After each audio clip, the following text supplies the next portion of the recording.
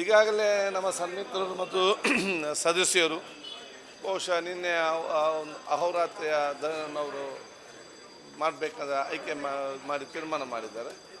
ಅವರಿಗೆ ಅದಕ್ಕೆ ಅವಕಾಶ ಇದೆ. ಅದನ್ನು ಬೇಕಾದಂಥ ವ್ಯವಸ್ಥೆ ನಾವು ಮಾಡಿ ಕೊಟ್ಟಿದ್ದೇವೆ.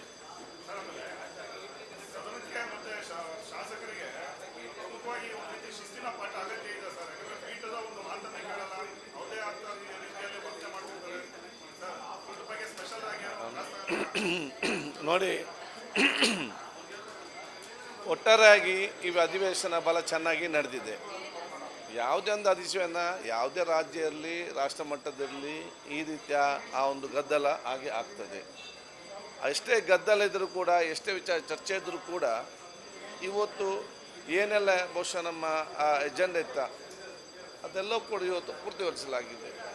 ಯಾವುದು ಇವತ್ತು ಆ ನಿರ್ಣಯ ಇವತ್ತು ಮಂಡಿಸಬೇಕು ಅದನ್ನು ಬಹುಶಃ ಇವತ್ತು ಯಾವುದೇ ಗದ್ದಲವಿಲ್ಲದೆ ಮಾನ್ಯ ಮುಖ್ಯಮಂತ್ರಿಗಳು ಸರ್ಕಾರದನ್ನು ಇವತ್ತು ಸದನ ಇವತ್ತು ಮಂಡಿಸಿದೆ, ಚರ್ಚೆ ಆಗ್ತದೆ.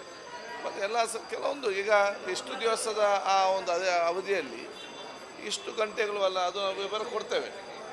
ಕೋರ್ಟ್ದಲ್ಲಿ ಕೆಲವೊಂದು ಸಂದರ್ಭದಲ್ಲಿ ಕೆಲವು ಚರ್ಚೆ ಆಗಿದೆ. ಅದೇ ಅಲ್ಲಿ ಪರಸ್ಪರ ಆಡಳಿತ ಪಕ್ಷ ಮತ್ತು ಪ್ರತಿಪಕ್ಷ ಸದಸ್ಯರ ಸನ್ಮಿತ್ರರ ಆ ಒಂದು ಚರ್ಚೆ ನಡೆದಿದೆ. ಇದೆಲ್ಲ ಬ್ಯೂಟಿ ಆಫ್ ಇಂಡಿಯನ್ ಡೆಮೋಕ್ರಸಿ ನಡೀತದೆ. ಆದ ಕಾರಣ ಇನ್ನೂ ಕೂಡ ಇದನ್ನು ಸ್ವಲ್ಪ ಸ್ಟ್ರೀಮ್ಲೈನ್ ಮಾಡಿ ಕಂಪ್ಲೀಟಾಗಿ ಆಗಲಿಲ್ಲ ಆಗಿದೆ. ಇನ್ನೂ ಕೂಡ ಉತ್ತಮವಾಗಿ ಮಾಡ್ಬೋದು. ಎಲ್ಲ ಸದಸ್ಯರಿಗೆ ಸಹಕಾರ ಕೊಡಬೇಕು ಹೇಳಲಿಕ್ಕೆ ಬಯಸ್ತೇನೆ.